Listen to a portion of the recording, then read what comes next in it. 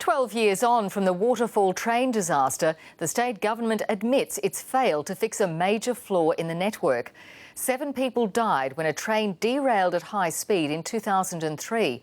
An inquiry found communications needed to improve, and that still hasn't happened. Here's state political reporter Bridget Glanville. It shocked a community and shattered lives forever. The train dropped, and next thing we're skidding along, so I believed I was going to die. A year-long inquiry into the train crash made 117 recommendations. 2 of them haven't been implemented, including a significant communications plan.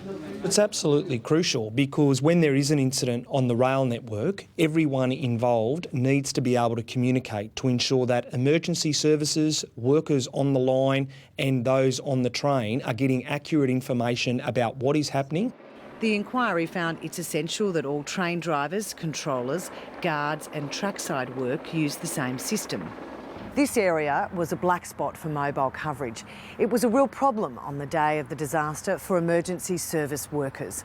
The recommendation to put in a digital train radio system to ensure drivers could communicate with the rest of the network was made back in 2005.